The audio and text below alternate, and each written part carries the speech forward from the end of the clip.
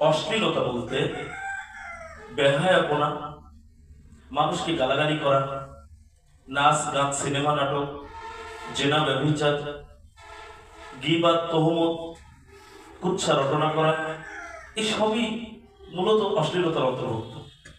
শুধু যে জেনা অশ্লীলতা তা নয়, একজন মানুষ তার মুখ দিয়ে একটা খারাপ কথা বলবে, এটা অশ্লীলতা। শরীরের অঙ্গ প্রত্যঙ্গ দিয়ে যদি খারাপ অঙ্গি ভঙ্গি করে, সেটা অশ্লীলতা। কিন্তু আমাদের কাছে এটা তেমন কোনো গুরুত্ব নেই। আমরা হয়তো অনেকেই সরাসরি জেনা সম্পর্কে জড়াই না, কিন্তু অন্য মাধ্যমে আমরা নানাভাবে অশ্লীলতার সাথে সম্পৃক্ত, যেটা আমরা না জানার কারণে অথবা জেনে বুঝেই তার সাথে লিপ্ত হচ্ছি, মূল্যায়ন করতে পারছি না। অথচ আল্লাহ সুবহানাহু ওয়া তাআলা যাবতীয় অশ্লীল কাজ এবং গর্হিত কাজ করতে আমাদেরকে নিষেধ করেছেন। আল্লাহ সুবহানাহু ওয়া তাআলা সূরা নাহলের 90 নম্বর আয়াতে বলেছেন, ওয়া ইয়ানহা আনিল ফাহশাই ওয়াল মুনকারি ওয়াল বাগি, আর তিনি নিষেধ করেছেন অশ্লীলতা, অসৎ কাজ ও সীমালঙ্ঘন করতে। আল্লাহ সুবহানাহু ওয়া তাআলা যতগুলো কাজ করতে নিষেধ করেছেন তার মধ্যে একটি হলো অশ্লীলতা, গর্হিত কাজ, যেটা গ্রহণযোগ্যতা পায় না এমন কাজ করা আল্লাহ সুবহানাহু ওয়া তাআলা নিষেধ করেছেন। অথচ যদি আমরা দেখি আজকে কি মুসলিম আর কি অমুসলিম, কে অশ্লীলতা মুক্ত, আমরা আজকে প্রতিটি জায়গায়, প্রতিটি অবস্থানে আজকে অশ্লীলতা আমাদেরকে ঘিরে ধরেছে। আমরা কোন জায়গায় স্থির দাঁড়াবো, সেখানে অশ্লীলতা মুক্ত থাকতে পারি না। আজকে হাতে মোবাইল ফোন আছে, বাড়িতে টেলিভিশন আছে, এমন কোন জায়গা আছে যা অশ্লীলতা মুক্ত? আপনি শহরের রাস্তায় হাঁটছেন, আপনার যদি স্বাভাবিক হেঁটে চলা নারীর দিকে চোখ নাও পড়ে, আপনি দেখবেন রাস্তার উপরে মেন রোডে বড় বড় পর্দা ঝুলছে, সেই পর্দায় বিভিন্ন ধরনের অশ্লীল কিছু দেখানো হচ্ছে। কোন জায়গায় আমরা অশ্লীলতা মুক্ত? বাচ্চার একটা ব্যাগপত্র, খাতা কলম কিছু একটা কিনতে যাই, সেখানেও ছবি দিয়ে ভর্তি, নারীদের ছবি। কোন জায়গা নেই যে জায়গায় অশ্লীলতার কোন ছাপ পড়ে? আমরা এমনটা খুঁজে পাচ্ছি না। কি মুসলিম কি অমুসলিম, সবাই ডুবে গেছে এর মধ্যে। অথচ এই অশ্লীলতা মানুষের চরিত্রকে ধ্বংস করে। এই অশ্লীলতা শুধু ব্যক্তিকেন্দ্রিক কাউকে ধ্বংস করে এমন তো নয়। একজন ব্যক্তি যদি অশ্লীলতায় লিপ্ত হয়, এটা শুধু তার মধ্যে সীমাবদ্ধ থাকে না, বরং এটা প্রসার লাভ করে, প্রচারিত হয়। একটা সময় ছিল মানুষ জেনা করত গোপনে, কিন্তু যখন জেনাটা মানুষের সামনাসামনি চলে এসেছে, তখন কেউ একজন আর জেনা দেখে নিজে উদ্বুদ্ধ হয়েছে। পাপ কিন্তু এভাবেই ছড়ায়। একটা সময় ছিল মানুষ লুকিয়ে আত্মহত্যা করত, আর এখন মানুষ আত্মহত্যা করছে ফেসবুক লাইভে প্রকাশ্যে এসে। আপনার কি মনে হচ্ছে যে ওর আত্মহত্যা শুধু ওকেই প্ররোচিত করেছে? না, ও যখন ফেসবুক লাইভ এসে একটা পাপ করছে, একটা অন্যায় করছে, আত্মহত্যা করছে, তখন ওইটা দেখে কেউ না কেউ উদ্বুদ্ধ হচ্ছে। সে শুধু নিজে লিপ্ত হয়নি, বরং অন্যকেও উদ্বুদ্ধ করেছে।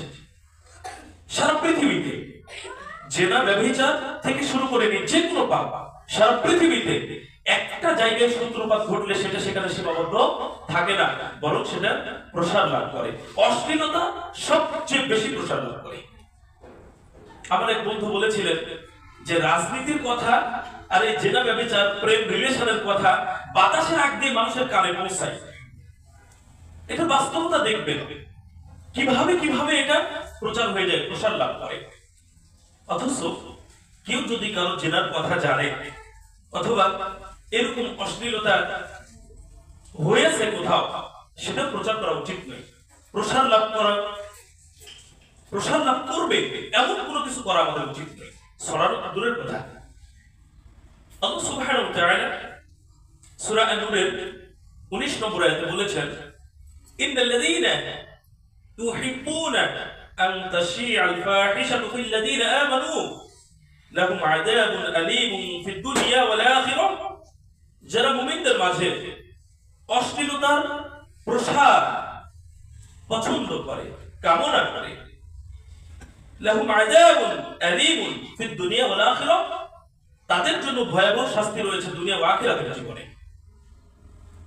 এখানে জেনার কথা প্রচার করা, অশ্লীলতার কথা প্রচার করার বিষয়ে ইঙ্গিত রয়েছে। তার মানে অশ্লীলতার কোনো কিছুই কারো নিকটে প্রচার করা, প্রসার করা আমাদের উচিত নয়। মুমিনদের মাঝে এটা প্রচার হোক, প্রসার লাভ করুক, এটা যদি আমাদের পছন্দনীয় হয়, এটা যদি আমরা কামনা করে থাকি, তাহলে আল্লাহ সুবহানাহু ওয়া তাআলা আমাদেরকে তার ভয়াবহ শাস্তির কথা জানিয়ে দিলেন দুনিয়ার জীবনে এবং আখিরাতের জীবনে। আজকে এই জায়গায় আমরা ধরা পড়ে যাব। আজকে যদি আপনি বাংলাদেশের কথা চিন্তা করেন, আমরা মনে করি এটা একটা মুসলিম কান্ট্রি, তাই না?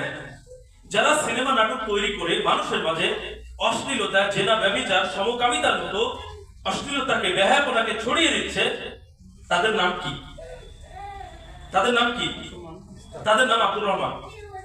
ঠিক মক্কার কাফের মুশরিকদের মতো তাদের নাম আব্দুল্লাহ, তাদের নামে আব্দুর রহিম, তাদের নামে অমুক ইসলাম, অমুক উদ্দিন, অমুকুল হক। কি এগুলো কি তাদের নাম নয়? তারা মুসলিম ঘরে জন্মগ্রহণ করেছে, মুসলিমদের নাম গ্রহণ করেছে, কিন্তু মুসলিমদের মাঝে, মুমিনদের মাঝে তারা অশ্লীলতাকে ছড়িয়ে দিচ্ছে এবং তারা এটা কামনা করে যে সমকামিতা বৃদ্ধি পাক। ট্রান্সজেন্ডার নিয়ে আজকে অনেক কথা হচ্ছে, কে করছে? তারা করছে। তাহলে মুমিনদের মাঝে অশ্লীলতা প্রসার লাভ করুক, বেহায়াপনা স্থায়িত্ব লাভ করুক, এটা আমাদের মাঝে এক শ্রেণীর মানুষ চাচ্ছে। আল্লাহ সুবহানাহু ওয়া তাআলা যারা এইরকম চায় যে মুমিনদের মাঝে, মুসলিমদের মাঝে অশ্লীলতা, বেহায়াপনার প্রচার প্রসার ঘটুক, তাদের জন্য দুনিয়া এবং আখিরাতে ভয়াবহ শাস্তির ঘোষণা দিয়েছে। কিন্তু আমরা কি মুক্ত? আজকে কোন জায়গা আমরা মুক্ত আছি? আজকে সাহিত্যের সাবজেক্টের কথা যদি বলি, সেটা আরবি হোক, বাংলা হোক, ইংলিশ হোক, ফার্সি হোক, উর্দু হোক, যে কোনো ভাষা সাহিত্য আপনি পড়তে যান, সেখানে নাটক, গল্প, উপন্যাসে ভর্তি। কোন জায়গা মুক্ত নেই। সেই জায়গাগুলোতে আমরা কখনো চিন্তাই করছি না যে একটা অশ্লীল গল্প, একটা প্রবন্ধ, অশ্লীল প্রবন্ধ, একটা উপন্যাস, এটা যে অশ্লীল কিছু, এটা আমরা চিন্তা করছি না। আমরা কিন্তু হরহামেশা পড়ে যাচ্ছি। অথচ এগুলো নাটক, সিনেমা যেমন অশ্লীল, ওটাও যেমন বেহায়াপনার অন্তর্ভুক্ত। একটা গল্প, একটা উপন্যাস, একটা প্রবন্ধ যদি যৌন উত্তেজনামূলক হয়, মানুষের মধ্যে অশ্লীলতা, বেহায়াপনা ছড়িয়ে দেওয়ার মতো কথা যদি সেখানে লেখা থাকে, তাহলে এটাও ওরই একটা মাধ্যম। কিন্তু আমরা তো পড়ছি, হরহামেশা পড়ছি। পত্রিকার পাতা খুললে আজকে আমরা নগ্ন ছবি দেখতে পাই। পত্রিকার পাতা খুললেই আজকে আমরা এমন কিছু দেখতে পাই যেটা আমাদেরকে সুরসুরি দেয় অশ্লীলতা লিপ্ত হওয়ার জন্য। এই তো অবস্থা। অথচ যারা লিখছেন তারাও মুসলিম বলে নিজেদেরকে দাবি করেন, মুসলিমদের নামের সাথে মিল রয়েছে। তারা সপ্তাহে কোনোদিন নামাজ না পড়লে জুমার নামাজ পড়ে, সারা বছর না পড়লে ঈদের মাঠে যায়। তারা ছড়িয়ে দিচ্ছে অশ্লীলতা আমাদের মাঝে। সবারই তো উপস্থিতি। অশ্লীলতা ছড়ানো তো দূরের কথা, বেহায়াপনা মানুষের নিকটে পৌঁছানো তো দূরের কথা, এর নিকটবর্তী হতেও আল্লাহ সুবহানাহু ওয়া তাআলা নিষেধ করেছেন। আল্লাহ সুবহানাহু ওয়া তাআলা সূরা আল-আনামের 151 নম্বর আয়াতে বলেছেন, ওয়ালা তাকরাবুল ফাওয়াহিশা মা যাহারা মিনহা ওয়া মা বাতান, তোমরা অশ্লীলতার নিকটবর্তী হও না, হোক তা প্রকাশ্য, হোক তা গোপন। একজন মানুষ প্রকাশ্যে অশ্লীলতা করবে, প্রকাশ্যে বেহায়াপনার সাথে লিপ্ত হচ্ছে না, কিন্তু সে মনে করতেই পারে ঘরের মধ্যে সে একটা অশ্লীলতায় লিপ্ত হলো, মনে হয় কেউ দেখছে না। আসলে কি সে কারো দেখা থেকে মুক্ত? জনসম্মুখে সে করছে না, কেন? জনসম্মুখে মানুষ দেখতে পাবে তাই। কিন্তু সে ঘরের মধ্যে করছে, লুকিয়ে করছে। কে দেখছে? আল্লাহ সুবহানাহু ওয়া তাআলা দেখছে। এর চেয়ে বড় সাক্ষী আর কিছু হয় না। আর কে দেখছে? ফেরেশতারা দেখছেন। কারণ এই কর্মটি ফেরেশতারা লেখার জন্য আপনার আমার সাথে আছেন। তাহলে প্রকাশ্য হোক আর অপ্রকাশ্য হোক, কোনোভাবেই কোনো অশ্লীলতা, কোনো বেহায়াপনা গ্রহণযোগ্য নয়। আল্লাহ সুবহানাহু ওয়া তাআলা নিকটবর্তী হতে নিষেধ করেছেন। তাহলে আল্লাহ সুবহানাহু ওয়া তাআলা যেখানে প্রকাশ্য অপ্রকাশ্য সমস্ত অশ্লীলতার নিকটবর্তী হতে নিষেধ করলেন, প্রচার প্রসার কিভাবে করি আমরা? এটা তো আরো ভয়াবহ অপরাধ। সম্মানিত উপস্থিতি, ইসলাম মানুষকে শিক্ষা দেয় নিজের চরিত্র রক্ষা করার জন্য। সেই সাথে ইসলাম মানুষকে শিক্ষা দেয় অন্যের চরিত্র যেন ধ্বংস না হয় সেই দিকে খেয়াল রাখার জন্য। পোশাকের বিধানকে দিয়েছে আল্লাহ সুবহানাহু ওয়া তাআলা। আমরা কি পোশাকের বিধানটাকে বিধান মনে করে পোশাক পরি? যদি পোশাককে আল্লাহর বিধান মনে করে পড়তাম, পোশাক পরা যে একটা ইবাদত, এটা যদি আমরা ভাবতাম বা মেনে নিয়ে পড়তাম, তাহলে আজকে পোশাকের মধ্যে তাকওয়া থাকতো। আজকে পোশাকের মধ্যে তাকওয়া আছে। নারীরা পোশাক পরছে পুরুষকে আকৃষ্ট করছে, পুরুষরা পোশাক পরছে নারীদেরকে আকৃষ্ট করছে। পুরুষরা পোশাক পরলে তাদের দেহের অঙ্গ প্রত্যঙ্গ লজ্জাস্থান বোঝা যায়, নারীরা পোশাক আশাক পরলে তাদের লজ্জাস্থান বোঝা যায়। যদি তাকওয়া থাকতো, পোশাক যদি আল্লাহ সুবহানাহু ওয়া তাআলার বিধান মনে করে আমরা পড়তাম, তাহলে আমাদের পোশাকটা এরকম হতো না যেটা বেহায়াপনা বা অশ্লীলতার দিকে আমাদেরকে ধাবিত করে। অথচ একজন মানুষ যখন তাকওয়া পোশাক হিসেবে পোশাক পরবে, আল্লাহর বিধান মনে করে যখন পোশাক পরবে, তখন তার পোশাকটা হবে শালীন। তার পোশাকটা কখনো বিপরীত লিঙ্গকে আকর্ষণ করবে না, তার পোশাক কখনো বেহায়াপনা অশ্লীলতার দিকে কাউকে এগিয়ে দিবে না বা সুরসুরি দিবে না। তার পোশাকটা নিজের দেহকে আবৃত করার মাধ্যমে নিজের চরিত্রকে যেমন রক্ষা করবে, তার দ্বারা যেন অন্যের চরিত্র ধ্বংস না হয় সেদিকেও তার সজাগ দৃষ্টি থাকবে। এই জন্য তো পোশাক। অথচ আজকে আমরা নিজেদের লজ্জাস্থানে হেফাজত করতে পারছি না, অন্যেরটা করা তো আরো দূরের কথা। মনে রাখতে হবে, যখন আমরা নিজেরা নিজেদের লজ্জাস্থানের হেফাজত করবো না, তখন সেখানেই আরেকজনের চরিত্র আমরা হরণ করছি। একজন নারী অর্ধনগ্ন একটা পোশাক পরিধান করলো, এর মানে কি যে তার শুধু চরিত্র ধ্বংস হলো না, সে যতগুলো জায়গা দিয়ে যতগুলো মানুষের সামনে দিয়ে যাতায়াত করছে প্রত্যেকের চরিত্রে দাগ লাগাবে। একজন পুরুষ যদি নারীদেরকে আকর্ষণ করার মতো পোশাক পরিধান করে বাইরে বের হয়, সে শুধু কি নিজের চরিত্রকে ধ্বংস করলো না, যতগুলো নারীর সামনে এসে যাচ্ছে প্রত্যেকের অন্তরে অশ্লীলতা দাগ বসিয়ে দিয়ে যাচ্ছে। তাহলে এটা খেয়াল রাখতে হবে। ইসলাম আমাদেরকে এটাই শিক্ষা দেয়, নিজের লজ্জাস্থানের হেফাজত করা, পোশাক আশাক এবং জেনা ব্যভিচার থেকে বিরত থাকার মাধ্যমে, এবং অন্য কেউ যেন তার দ্বারা চরিত্র ধ্বংসের দিকে চলে না যায় সেই ব্যাপারে সজাগ দৃষ্টি রাখা। এটাই ইসলাম আমাদেরকে শিক্ষা দেয়। সূরা মুমিনুনের ৫ নম্বরে আল্লাহ সুবহানাহু ওয়া তাআলা সকল মুমিনদের বৈশিষ্ট্য উল্লেখ করেছেন। এই বৈশিষ্ট্যগুলোর মধ্যে অন্যতম একটি বৈশিষ্ট্য সম্পর্কে আল্লাহ সুবহানাহু ওয়া তাআলা বলেন, ওয়াল্লাযীনা হুম লিফুরুজিহিম হাফিজুন, যারা তাদের লজ্জাস্থানের হেফাজত করে। অর্থাৎ তারা শালীন পোশাক আশাক পরে, নিজেদের আবৃত করে, নিজেদের লজ্জাস্থানের হেফাজত করে, পাশাপাশি তার দ্বারা যেন অন্যের চরিত্র ধ্বংস না হয় সেদিকেও তারা সজাগ দৃষ্টি রাখে। মনে রাখতে হবে, আত্মসচেতন মানুষ নিজে যেমন অশ্লীলতায় লিপ্ত হয় না, অন্য কেউ যেন তার দ্বারা অশ্লীলতায় লিপ্ত না হয় সেদিকেও তারা খেয়াল রাখে। সম্মানিত উপস্থিতি, আজকে অশ্লীলতা ছড়ানোর অনেক মাধ্যম চলে এসেছে আমাদের কাছে। ফেসবুক, টুইটার, ইন্টারনেট, মোবাইল, কত কিছু যা আমাদের কাছে অত্যন্ত সহজলভ্য এবং প্রত্যেকটা মানুষের কাছেই তা আছে। এমনকি কারো কারো কাছে 2-3টাও আছে। এখন তো একটা ফোনে হয় না, 2-3টাও আছে। অথচ এই মাধ্যমগুলো দিয়ে মানুষ কি করছে? খুব সহজে অশ্লীলতায় লিপ্ত হচ্ছে। আমরা আসলে সব চিন্তা ভাবনাই করি না, আমরা এগুলো চিন্তা ভাবনাই করি না। আমাদের করণীয় ছিল একটা, আমরা করেছি আরেকটা। আল্লাহ সুবহানাহু ওয়া তাআলা আমাদেরকে প্রত্যেকটি বিষয়ে সুন্দর সমাধান এবং মানুষের জন্য কল্যাণমুখী দিক নির্দেশনা দিয়েছে। মানুষের জন্য কল্যাণ এতেই রয়েছে যে মানুষ মানুষকে কখনো অশ্লীলতায় উদ্বুদ্ধ করবে না।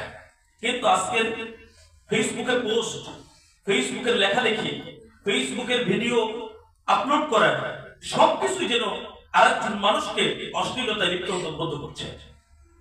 আমরা কখনোই চিন্তা করিনি। অথচ আল্লাহ সুবহানাহু ওয়া তাআলা বলছেন সূরা মাইদা 2 নম্বর আয়াতে, ওয়ালা তাআওয়ানু আলাল ইসমি ওয়াল উদওয়ান, তোমরা পরস্পরকে পাপ এবং সীমালঙ্ঘনের কাজে সাহায্য সহযোগিতা করো না। আমরা কি করছি? আপনার ফেসবুক ফ্রেন্ড লিস্টে 5000 ফ্রেন্ড আছে, ফলোয়ার্স আছে 5000। আপনি একটা গান আপলোড করলেন, একটা অশ্লীল পোস্ট করলেন, একটা মেয়ের ছবি আপলোড করলেন, আপনার নিজের স্ত্রী মেয়ের ছবি আপলোড করলেন, যতগুলো মানুষ দেখছে ততগুলো মানুষের যেমন পাপ হচ্ছে, আপনি ছাড়ার মাধ্যমে সবগুলো মানুষের পাপের একটা অংশ অর্জন করলেন। এটাকে বলা হয় গুনাহে জারিয়া।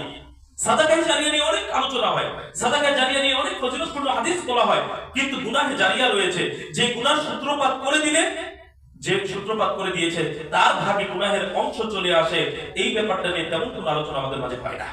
আপনি ফেসবুকে একটা পোস্ট করেছেন, অশ্লীল পোস্ট, একটা সিনেমা, একটা নাটক, একটা গল্প, এমন যেটা মানুষকে অশ্লীলতার প্রতি উদ্বুদ্ধ করে, বেহায়াপনামূলক কিছু আপনি পোস্ট করেছেন, আপনি আজকে মারা গেলেন, যতদিন পর্যন্ত এই ভিডিও, এই পোস্ট দেখে পড়ে একজন মানুষ পাপ কাজে লিপ্ত হবে, অশ্লীলতায় জড়িত হবে, বেহায়াপনার সাথে লিপ্ত হবে, ততদিন আপনার মৃত্যুর পরেও আপনি পাপে ভাগীদার হবেন। ক্ষতি কম হলো না বেশি হলো? আমরা কি কখনো চিন্তা করেছি? কিন্তু কাজগুলো করি। ফেসবুক ফ্রেন্ড লিস্টে আলেমদের সাথে ফেসবুক ফ্রেন্ড লিস্টে আছে, এরপর স্টোরিতে গান দিয়ে থাকে, স্ত্রীর ছবি দিয়েছে, আপলোড করেছে, মেয়ের ছবি আপলোড করেছে। আজকে এমন একটা পরিস্থিতির মধ্যে আমরা বসবাস করছি যে আমরা অশ্লীলতা যে আমাদের জন্য ইহকালীন এবং পরকালীন জীবনের জন্য অনেক বড় ক্ষতির কারণ, এটা আমরা অনেকে চিন্তা ভাবনা করি না। আর চিন্তা ভাবনা করি না বলেই একজন মানুষ সারাদিন কাজ করে, যখন ক্লান্ত হয়ে যায়, তার সন্ধ্যায় বাড়িতে ফিরে স্ত্রী সন্তানদেরকে সময় দেওয়ার কথা ছিল, বাড়িতে থাকার কথা ছিল, অথচ একজন মানুষ সারাদিন বাহিরে পরিশ্রম করছে, সন্ধ্যায় বাড়ি ফিরছে, মাগরিবের নামাজ কালাম পড়ে গিয়ে সাইস্টলে বসে সবার সাথে মিলেমিশে একদম টেলিভিশনের দিকে হাত করে তাকিয়ে থাকে, অথচ লোকটা নামাজি, মুখে দাঁড়িয়ে আছে, মাথায় টুপিও আছে, বুঝতে পারছে না এটা কত বড় ক্ষতির কারণ তার জন্য। অথচ সে মসজিদে সালাত আদায় করলো, আর সাইস্টলে গিয়ে এশার সালাত পর্যন্ত সে টেলিভিশন দেখছে, আবার এশার নামাজের সময় কিন্তু উঠে গিয়ে আবার নামাজটাও পড়বে। বুঝতে পারছে না?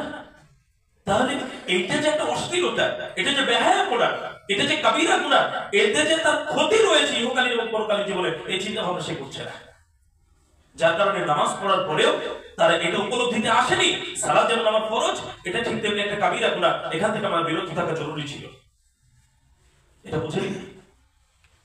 যার কারণে সালাত আদায় করেও এইরকম অশ্লীলতার সাথে জড়িত হচ্ছে। সম্মানিত উপস্থিতি, আমি বলছিলাম যে অশ্লীলতা আমরা যখন ছড়িয়ে দিচ্ছি, আমাদের দ্বারা যখন একজন মানুষ ওই পাপটা করছে উদ্বুদ্ধ হয়ে, তখন ওই পাপের ভাগীদার আমরা হয়ে যাচ্ছি, সেটা ফেসবুক ইন্টারনেটে হোক আর বাস্তবে সামনাসামনি হোক।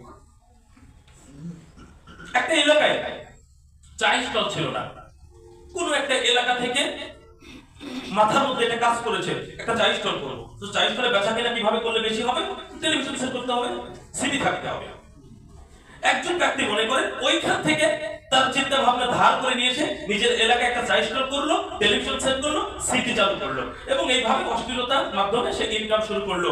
যেই জায়গা থেকে উদ্বুদ্ধ হয়ে কাজটি করেছে, এই লোকের যত পাপ হবে তার একটা অংশ ওই লোক পাবে। বাস্তবতা এগুলো খেয়াল রাখতে হবে।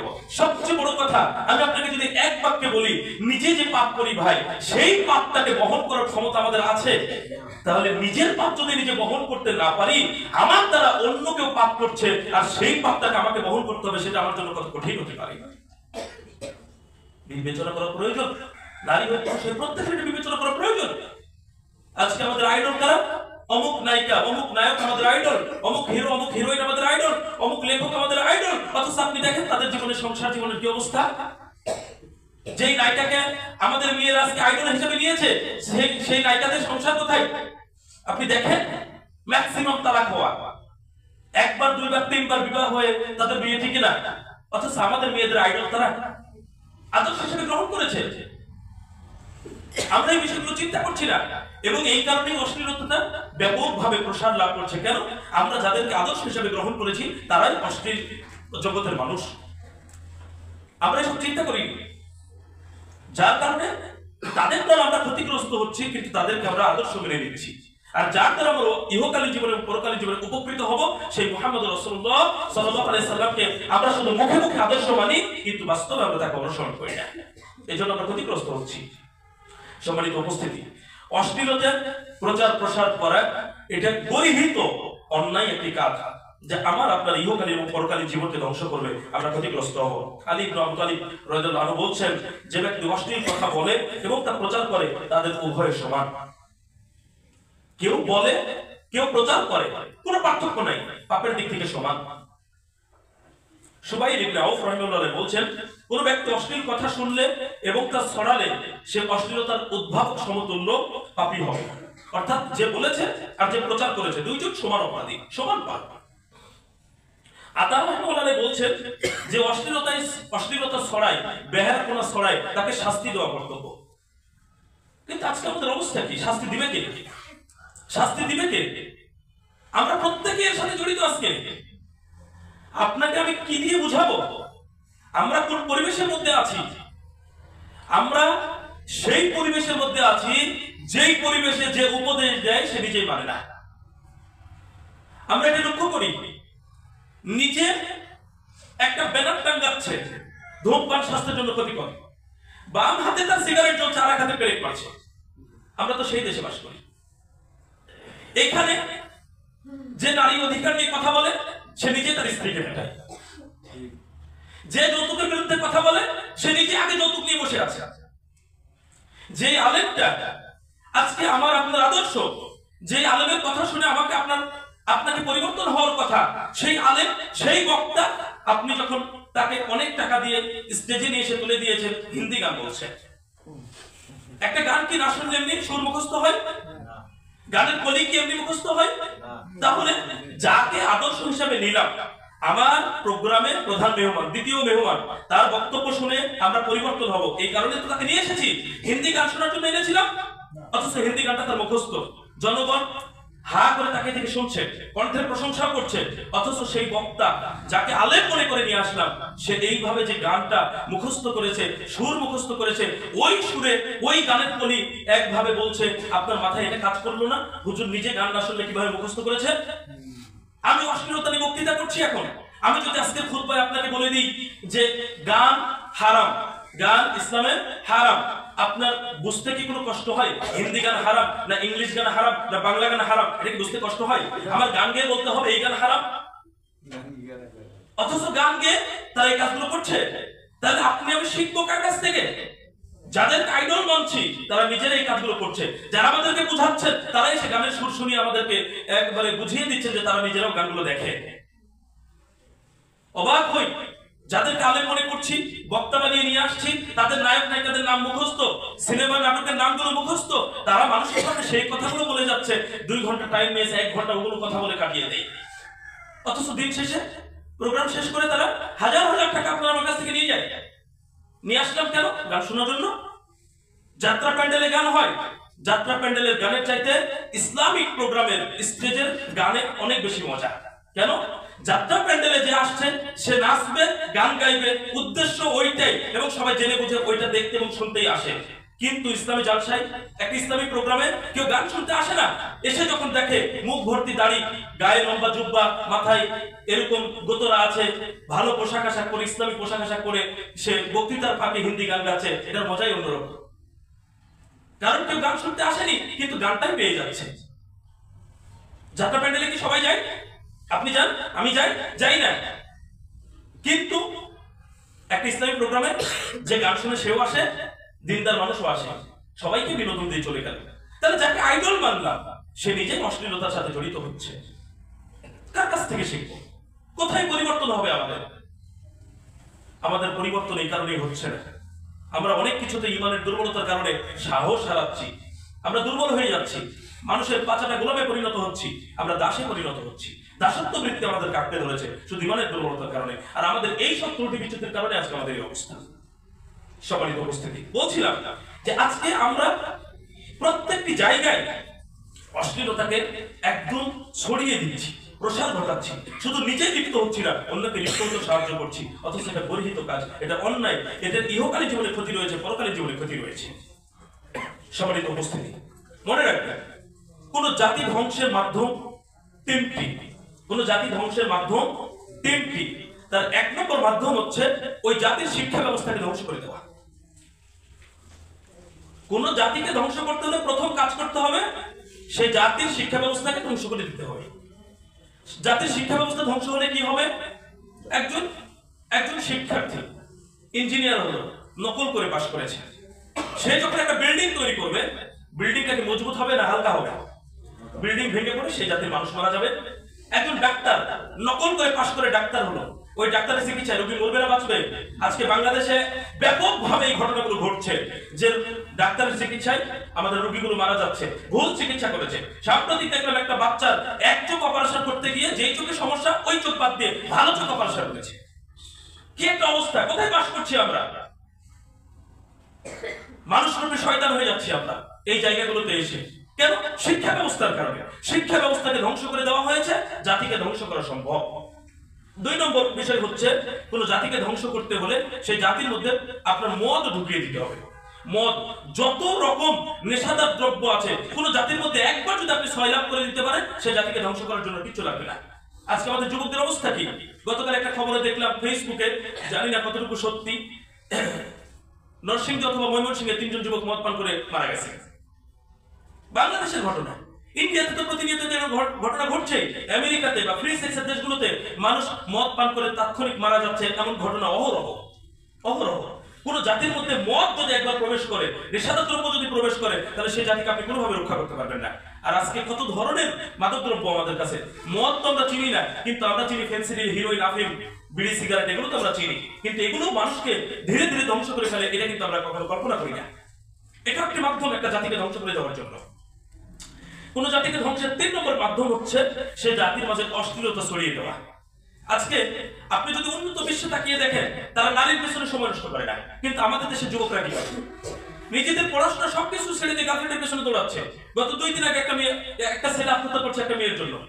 মেয়ের ভাই মেনে নেয়নি তাদের সম্পর্ক, ফেসবুক লাইভে এসে কান্নাকাটি করে লাস্ট আত্মহত্যা করলো। কত ধরনের ঘটনা! অথচ আপনি চিন্তা করেন, একজন যুবক আত্মহত্যা করলো কার জন্য? একটা মেয়ের জন্য। অশ্লীল একটা সম্পর্কে সে জড়িয়েছিল, সে ধ্বংস হয়ে গেল, একটা যুবক পৃথিবী থেকে বিদায় নিল। অথচ সে যদি বেঁচে থাকতো, হয়তো তার দ্বারা এই জাতির কোনো উপকার হতো, তার পরিবারের উপকার হতো, তার নিজের উপকার হতো। একজন যুবকে চিন্তা করছে না যে আমার জীবনে একজন মেয়ের চাইতে আমার বাবা মার গুরুত্ব বেশি, আমার ভাই বোনের গুরুত্ব বেশি, আমার উপরে আমার পরিবারের হক আছে, আমার উপরে আমার পরিবারের গুরুত্ব বেশি একজন মেয়ের চাইতে। একটা মেয়ে জীবনে একটা রিলেশন হয়ে গেছে, তার হয়তো বিয়ে তার সাথে হলো না, এর মানে এই নয় যে তার বিয়েই হবে না। আল্লাহ তার সাথে যাকে নির্ধারণ করে রেখেছেন তার সাথে তার বিয়ে হবে অবশ্যই, অথচ আত্মহত্যা করছে। অশ্লীলতা এত জঘন্য একটা বিষয় যা একটা জাতিকে ধ্বংস করে দিতে পারে। তারিক বিন জিয়াদ স্পেন জয় করেছিলেন। স্পেন জয় করার পরে স্পেনের প্রতিটি মসজিদ থেকে আজানের ধ্বনি আসতো, সেখানে সালাত আদায় করতো মানুষ। মানুষ ইসলামিক একটি পরিবেশ পেয়েছিল, অথচ সেখানে ফার্ডিনান্দো, রাজা ফার্ডিনান্দো এবং রানী ইসাবেলা, তাদের সহ্য হয়নি যে স্পেনের মাটিতে প্রতিদিন 5 বার আজানের ধ্বনি আসবে মানুষের কানে, এটা তাদের সহ্য হয়নি। মানুষ ইসলামিক পরিবেশ পাবে, এটা তাদের সহ্য হয়নি। তারা কি করলো? তারা শুধু মুসলিমদেরকে ধ্বংস করার জন্য, এই রানী ইসাবেলা শুধু মুসলিমদেরকে ধ্বংস করার জন্য রাজা ফার্ডিনান্দোর সাথে বিবাহ বন্ধন আবদ্ধ হয়েছিল। কত বড় ষড়যন্ত্র! তারা কি করলো? তারা মুসলিমদেরকে ধ্বংস করার জন্য তেমন কিছুই করেনি, শুধু তাদের মাঝে নেশাদার দ্রব্য ঢুকিয়ে দিয়েছে, মদ জুয়া ঢুকিয়ে দিয়েছে। ইতিহাস সেটাই বলে আমাদেরকে। আর তাদের মাঝে যেই সব সুন্দরী মেয়ে ছিল তাদেরকে লেলিয়ে দিয়েছে মুসলিম যুবকদের পিছনে। মুসলিম যুবকরা তাদের পিছনে পড়ে গেছে, গিয়ে তাদের ঈমান এবং সবকিছু যখন দুর্বল হয়ে গেছে, তখনই তো মুসলিমদের স্পেনের দীর্ঘ সময়ের ইতিহাস শেষ হয়ে গেল। একটা জাতিকে ধ্বংস করে দিল শুধু অশ্লীলতা আর মাদক দ্রব্যের মাধ্যমে। এটা খেয়াল রাখতে হবে। আজকে আমাদেরও যে অবস্থা, রাস্তাঘাটে যেখানে সেখানে দাঁড়িয়ে থাকলে কলেজ ইউনিভার্সিটি স্টুডেন্টদেরকে আমরা ধূমপান করতে দেখি। শুনুন, ধূমপান হলো বড় নেশাগ্রস্ত হওয়ার পূর্বের প্রথম ধাপ। বিড়ি সিগারেট থেকেই শুরু হয়। তাহলে একজন যুবককে ধ্বংস করছে। জাদুঘর মোড় রাজশাহীতে জীবনে আমাদের চোখে কখনো পড়ে নাই। সাম্প্রতিক একটা মেয়ে প্রকাশ্যে বসে থেকে চা খাচ্ছে এবং সিগারেট পান করছে, বলার কেউ নেই, ধরার কেউ নেই, এবং সেটা ভিডিও করেছে। সাহস কতখানি হয়েছে! সেটা ভিডিও করেছে। গর্বের বিষয় পিতামাতার জন্য, পরিবারের জন্য গর্বের বিষয়, তার নিজের জন্য গর্বের বিষয়, তার কলেজের জন্য গর্বের বিষয়, তার বিশ্ববিদ্যালয়ের জন্য গর্বের বিষয় যে তার বিশ্ববিদ্যালয়ের শিক্ষার্থী একটা মেয়ে ধূমপান করছে প্রকাশ্যে দিবালোকে, মানুষ তাকে কেউ কিছু বলছে না। কত বড় শিক্ষিত হয়েছে তারা!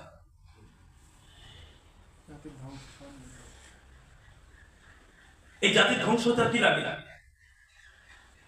এই জাতির যারা কর্ণধর, যারা জাতিকে পরিচালনা করে, তারা বড় বড় সব মদের ডিলার। তাদের বাড়িতে নেশাদার দ্রব্য পাওয়া যায়, বিদেশি মদ পাওয়া যায়, অথচ তারা হলো এই জাতির কর্ণধর। বাকি থাকে কি? যাদেরকে এই জাতির রক্ষা কবচ বানানো হয়েছে, তারা নিজেদের নেশাদার দ্রব্যের সাথে জড়িত। তারা একটা ব্যবসা করে, তারাই মানুষের সাথে চোরাচালান করে। আজকে দেখেন, ইন্ডিয়া থেকে বাংলাদেশে যত কিছু পাচার হয়, সবচেয়ে বেশি কি পাচার হয় বলেন তো? গরু। কি পাচার হয়? ফেন্সিডিল। ফেন্সিডিল কেন আসছে? এই একটা জিনিসই যথেষ্ট বাংলাদেশের মুসলিমদেরকে ধ্বংস করার জন্য। কিচ্ছু লাগবে না, কিচ্ছু লাগবে না। কত টাকা পয়সা খরচ হয় এই নেশার দ্রব্য গ্রহণ করতে গিয়ে। কেন আসছে? আমাদেরকে ধ্বংস করার জন্য। অথচ নেশার দ্রব্য অশ্লীলতার অন্তর্ভুক্ত। অশ্লীলতার যতগুলো দিক আছে তার মধ্যে অন্যতম মাদকদ্রব্য গ্রহণ, মদ পান করা, এগুলো হলো অশ্লীলতার অন্তর্ভুক্ত। আরো একটা বিষয় আপনাদেরকে আমি বলে যাই, মাদকদ্রব্য অশ্লীলতার প্রধান একটা হাতিয়ার। ফ্রি সেক্সের দেশগুলোতে বাবার সাথে মেয়ের জেনা হয়, ভাইয়ের সাথে বোনের জেনা হয়। কিভাবে হয়? ডক্টর জাকির নায়েক ব্যাখ্যায় বলছেন যে এইটা হয় তখন যখন তারা মদ পান করে নেশাগ্রস্ত থাকে। তারা বুঝতে পারে না বাপ মেয়ের সাথে জেনায় লিপ্ত হচ্ছে, বাপ বুঝতে পারে না, মেয়ে বুঝতে পারে না তার বাবার সাথে জেনায় লিপ্ত হয়েছে, ভাই বুঝতে পারে না বোনের সাথে জেনায় লিপ্ত হয়েছে, বোন বুঝতে পারে না তার ভাইয়ের সাথে জেনায় লিপ্ত হয়েছে, কেননা তারা মাদকাসক্ত। তাহলে একটা মাদক শুধু মাদকে থাকলো না, অশ্লীলতা একেবারে গভীর পর্যায়ে, তার কঠিন পর্যায়ে পৌঁছে দিল। অশ্লীলতার ব্যাহাপনার সর্বোচ্চ লেভেলে তাকে পৌঁছে দিয়েছে। অথচ একটা জাতির ধ্বংসের জন্য যথেষ্ট এই অশ্লীলতায় সম্মানিত উপস্থিতি। তাহলে মুসলিম ও মুসলিম প্রত্যেকের জন্য বড় একটা ক্ষতির কারণ হচ্ছে অশ্লীলতা। আজকে আমরা কেউই হয়তো চিন্তা করছি না ফ্রি সেক্সের দেশগুলোতে তারা অনেক ভালো আছে মনে হচ্ছে আপনার। আমরা তাদেরকে আইডল মানছি, আমেরিকার মানুষদেরকে আমরা আইডল মানি। আমরা মনে করি বিশ্বের সবচেয়ে উন্নত এরা। আমরা মনে করি যে এদের মতো জীবনযাপন করতে পারলে মনে হয় পৃথিবীতে আমরা সুখী হতে পারবো। কিন্তু আপনি জানেন পৃথিবীতে সবচেয়ে বেশি আত্মহত্যা মানুষ কোথায় করে? ওই সব রাষ্ট্রগুলোতে, যেসব রাষ্ট্রগুলোকে আমরা মনে করি উন্নত রাষ্ট্র। কেন? তাদের এই অশ্লীলতার কারণে বৈবাহিক বন্ধন নেই। তাদের এই অশ্লীলতার কারণে সন্তান জন্মগ্রহণ করে তার বাবাকে মাকে খবর রাখে না। সন্তান যখন বাবা মার খবর রাখে না, বাবা মাও জানে না তার সন্তানকে। ফ্রি সেক্সের দেশ, সমকামিতা হলে বাচ্চা কোথা থেকে আসবে? এইসব কাজ তারা করছে, অথচ তারা আমাদের কাছে আইডল। শেষ বয়সে এসে আপনি একজন বৃদ্ধ মানুষ, এই বয়সে যারা বেশি চিন্তা ভাবনা করে, অনেক যুবকদেরকে দেখেছি, যুবকরা বলে চাকরি শহরে করলেও গ্রামে একটা বাড়ি করতেই হবে বাস্তবিকে। জিজ্ঞেস করি কেন? তো বলে চাকরি থেকে যখন অবসর নিব, যদি বেঁচে থাকি সেই বয়সে তো নিজের এলাকাতেই ফিরে যেতে হবে। তো মানুষের একটা গন্তব্যস্থল আছে, মানুষের একটা ভাবনা চিন্তা আছে। কেন শেষ বয়সে গ্রামে ফিরে যেতে চাই? ওই বয়সে নাতিপুতি থাকবে, সন্তানরা কাছে থাকবে, পাড়া প্রতিবেশী বন্ধু বান্ধব থাকবে, যাতে বাড়ি থেকে এই সময়টা কাটাতে পারে। যেসব রাষ্ট্রগুলোকে আমরা উন্নত মনে করছি এবং ব্যাপকভাবে মাদক আর অশ্লীলতা যেসব রাষ্ট্রে বেশি চলে, তাদের এই বন্ধন নেই। তাদের শেষ বয়সে একজন মানুষ তারা পায় না সঙ্গ দেওয়ার মতো। তাদের পারিবারিক বন্ধন নেই তো অশ্লীলতার কারণে। যদি বিবাহের গুরুত্ব তাদের কাছে থাকতো, যদি সন্তানের গুরুত্ব থাকতো, পারিবারিক বন্ধনের গুরুত্ব থাকতো, তাহলে আজকে তাদের সমাজে এটা হতো না। এবং তারা এই কারণেই চায় মুসলিমদের পারিবারিক বন্ধনটা ধ্বংস হোক, মুসলিমরা অশ্লীলতার মধ্যে ডুবে যায়, মুসলিমদের বন্ধন ছিন্ন হয়ে যায়, মুসলিমরা ধ্বংস হয়ে যায়। এই কারণে তারা আমাদের মধ্যে এগুলো ঢুকিয়ে দিয়েছে। দেখেন না, এই জন্যই তো বিশ্ববিদ্যালয়ের অনেক মেয়েরা আজকে ফেসবুকে স্ট্যাটাস দিচ্ছে। কি স্ট্যাটাস দেয়? যে একজন মানুষের সাথে সংসার করব, তার সাথে সারা জীবন থাকতে পারবো কিনা, বিবাহের আগে তার সাথে উঠা বসা করে তাকে চেক করে দেখতে হবে। অথচ আপনি চিন্তা করুন, একটা ছেলে একটা মেয়ের সাথে বিবাহের আগে উঠা বসা করলো, চলাফেরা করলো, ছেলেরা ফাঁক পেলেই তো তাকে খেয়ে দিয়ে চলে যাবে। তাহলে দ্বিতীয়বার ওই মেয়ে যার সাথে বিয়ে হবে সে কি সলিড মানুষ পেল না, ডুপ্লিকেট পেল। এই চিন্তাটা কে করবে?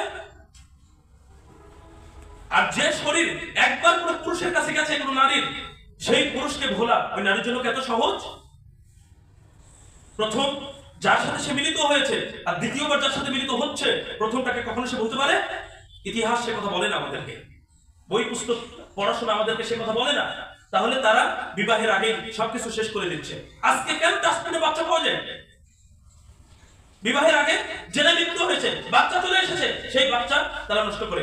আপনাদের পুঠিয়াতেও সকালবেলা ফজরের পরে রাস্তায় বাচ্চা পাওয়া যায়। আপনার মনে আছে এই কথা?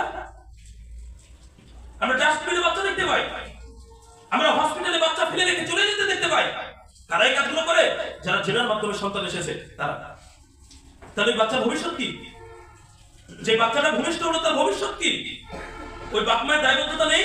আপনাদেরকে এখানে একটি কথা আমি বলে যাই, কারো যদি জেনার মাধ্যমে সন্তান চলেই আসে, যারা জেনা করেছে তারা অপরাধী, বাচ্চা অপরাধী নয়।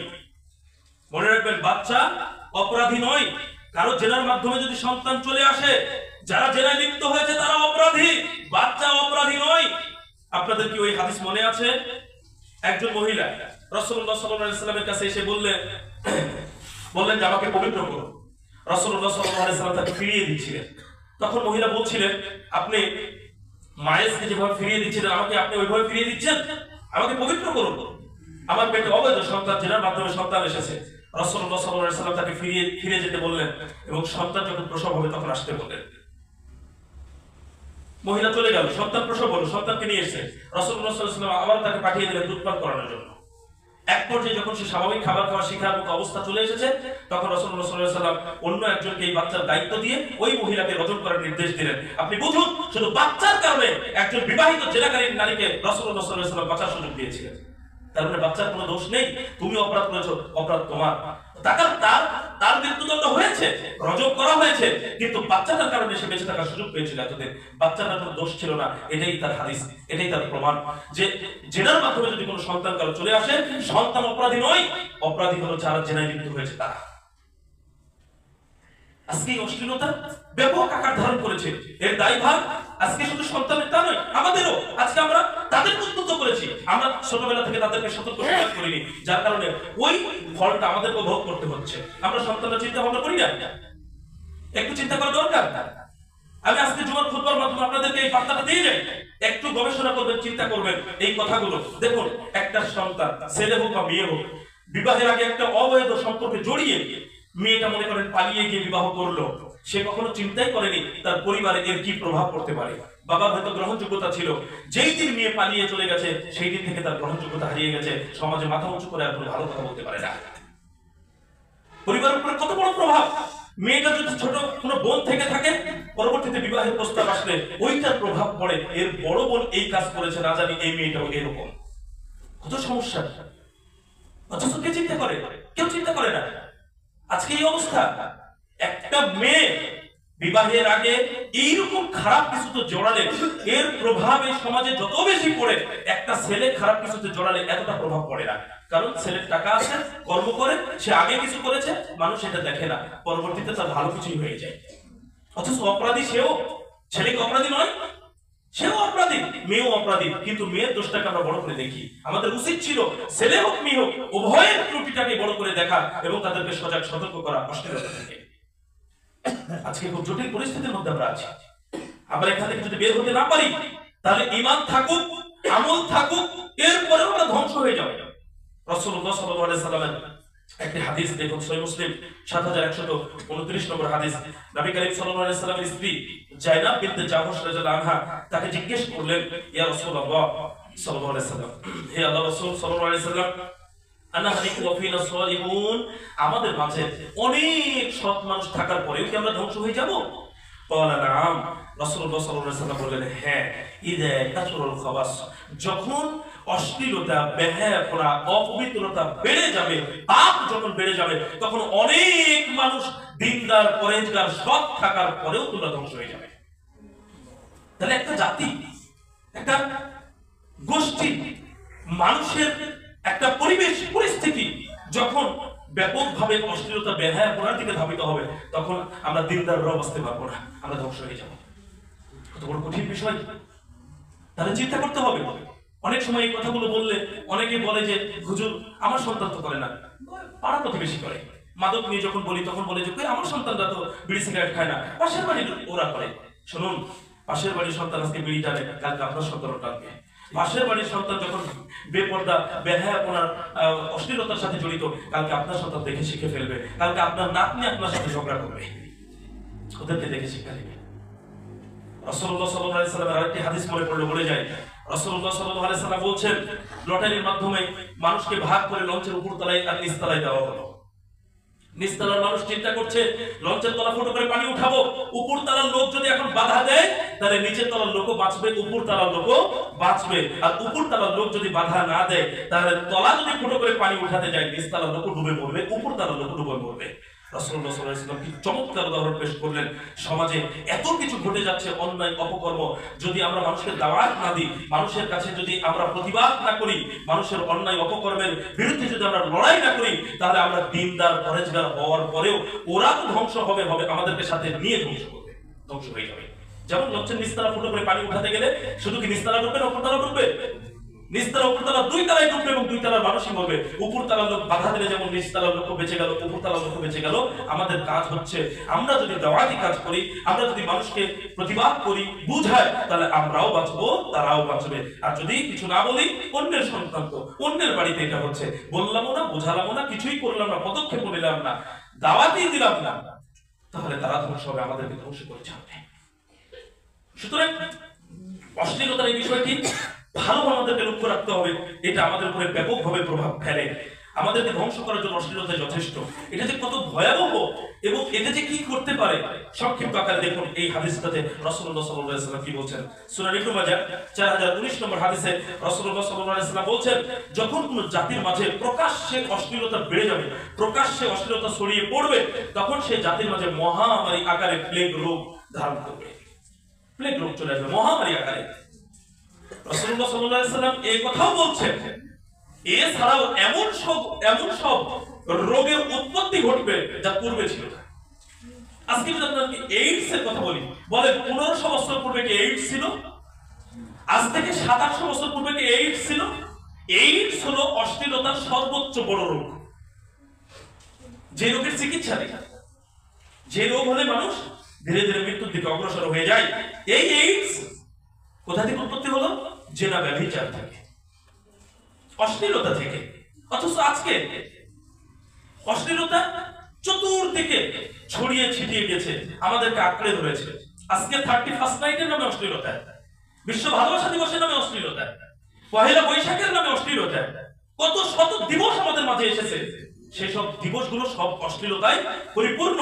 এমনকি মুসলিমদের আনন্দের দুটি দিন ছিল, ঈদুল ফিতর এবং ঈদুল আজহা, সেই দুই দিনকে আমরা অশ্লীলতা মুক্ত থাকি।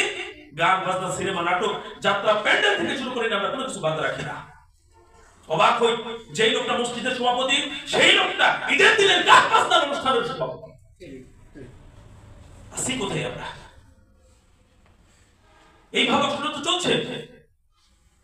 বছরের শেষে ফেব্রুয়ারি মাস আসলেই ভালোবাসা দিবসের একটা ছোট শব্দ পাওয়া যায়। কি এমন আগ্রহ, কি এমন উৎসব যেন দীর্ঘ সময় ধরে অপেক্ষায় থাকে কবে 14 ফেব্রুয়ারি। ভালোবাসা কি এত কঠিন হয়ে গেছে আমাদের কাছে যে সারা বছরে একদিন দিবস করে আমাদের ভালোবাসা রক্ষা করতে হয়? যারা প্রকৃত মানুষ, যারা প্রকৃত সন্তানরা পিতা মাতাকে 365 দিন ভালোবাসে। যারা প্রকৃত বাবা মা, তারা সন্তানকে 365 দিন ভালোবাসে। যারা প্রকৃত ভাই বোন, তারা একে অপরকে 365 দিন ভালোবাসে। ভালোবাসার কোনো কমতি নাই। প্রকৃত ছাত্র ছাত্রী তার টিচারকে, তার শিক্ষককে 365 দিন সম্মান শ্রদ্ধা করে ভালোবাসে। প্রকৃত শিক্ষক তার সন্তান তুল্য শিক্ষার্থীকে 365 দিন ভালোবাসে। দিবস পালন করে একদিনের ভালোবাসার নাটক প্রকৃত মানুষরা করে না। অথচ নাটকটা হলো কবে? 14 ফেব্রুয়ারি, ভালোবাসা দিবস। ভালোবাসা নামে কি হচ্ছে? আজকে একে অপরকে ছেলে মেয়েরা প্রলোভন দেখিয়ে জেনে লিপ্ত হয়ে একজন আরেকজনের কান্নার কারণ হয়ে যাচ্ছে। অবাক হয়ে যায়, সামান্য কিছু লোভ লালসা কারণে আজকে তারা এই সব অশ্লীলতায় লিপ্ত হচ্ছে। দিবসগুলো পালন করছে ধুমধাম করে কলেজ ইউনিভার্সিটির শিক্ষার্থীরা, যারা আমার আপনার পরিবারে জন্মগ্রহণ করেছে, যারা নিজেদেরকে মুসলিম বলে দাবি করে, সালাত আদায় করে, অথচ তারা এই সব দিবসের সাথে সম্পৃক্ত, তারা এই সব দিবস পালন করছে। কোথায় আমরা মুক্তি পেতে পারি? অথচ এই সব দিবস কেন এসেছে? আপনাকে আমাকে ধ্বংস করার জন্য এসেছে, আর কিছু নয়। অথচ এগুলো কোনো মূল্য আমাদের কাছে আছে? একজন মুসলিমের নিকটে সেই দিবসের, সেই কর্মের কোনো মূল্য নেই, যে দিবস, যে কর্মের কোনো উপকারিতা ইহকালীন জীবনে নেই, পরকালীন জীবনে নেই। সেই দিবস আমরা মূল্যায়ন করছি, সময় নষ্ট করছি, ফুল কিনছি, টাকা নষ্ট করছি, কত কিছু করছি আমরা। সম্মানিত উপস্থিতি, নিজেদেরকে সজাগ সতর্ক থাকতে হবে, সন্তানদেরকে সজাগ সতর্ক করতে হবে। আমি অশ্লীলতার ফলে যে এইডস এর কথা বললাম, এর একটা ছোট তথ্য পেশ করি যাতে ভয়াবহটা একটু উপলব্ধি করতে পারি। ইউএন এইডস এর 2017 সালে একটা জরিপ প্রকাশিত হয়েছিল।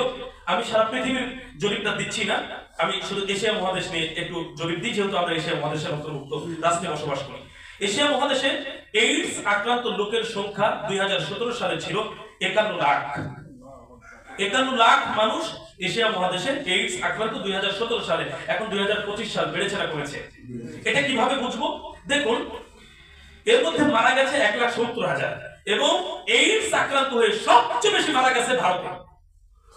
এবং এইডস আক্রান্তদের তালিকায় বাংলাদেশের অবস্থান 10ম। সম্মানিত উপস্থিতি, একটু বিবেচনা করতে হবে। এটা বুঝতে হলে একটু গবেষণা করতে হবে। এশিয়া মহাদেশে স্বাধীন রাষ্ট্রের সংখ্যা 49 আর অমীমাংসিত রাষ্ট্র হলো 5টা। এই মোটামুটি 54টি মনে করেন রাষ্ট্র। 54টা রাষ্ট্রের মধ্যে বাংলাদেশকে আমরা মুসলিম দেশ হিসেবে তো বিশ্বাস করি কি না? নামাজ পড়ি আর না পড়ি সবাই মুসলিম, এটা মনে করি।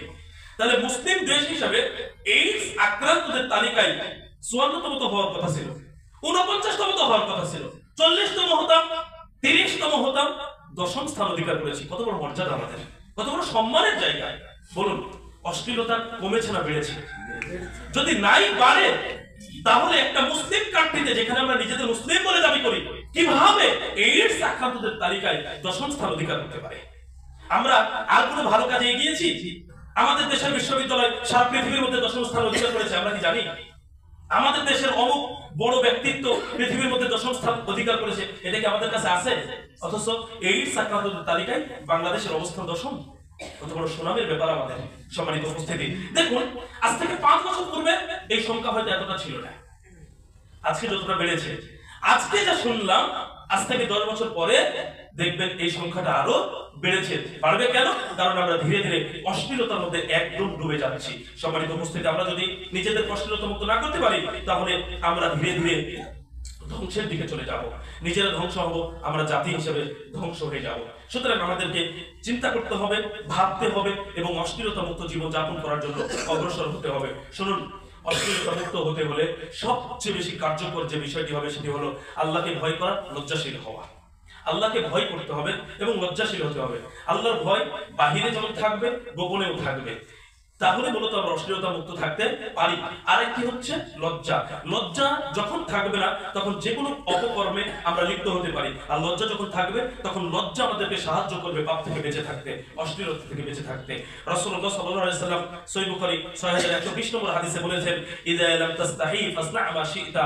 যখন তুমি লজ্জা করবে না, তখন তুমি যে কোনো কাজে লিপ্ত হতে পারো, যে কোনো পাপ কাজে তুমি লিপ্ত হতে পারো। তার মানে লজ্জা না থাকলে আমরা যে কোনো পাপ করে ফেলবো, অন্তর থেকে বিবেক কাজ করবে না, বাধা দিবে না। আর যখন লজ্জা থাকবে, তখন আমরা যে কোনো পাপ কাজে লিপ্ত হতে পারবো না, কারণ বিবেক আমাদেরকে বাধাগ্রস্ত করবে।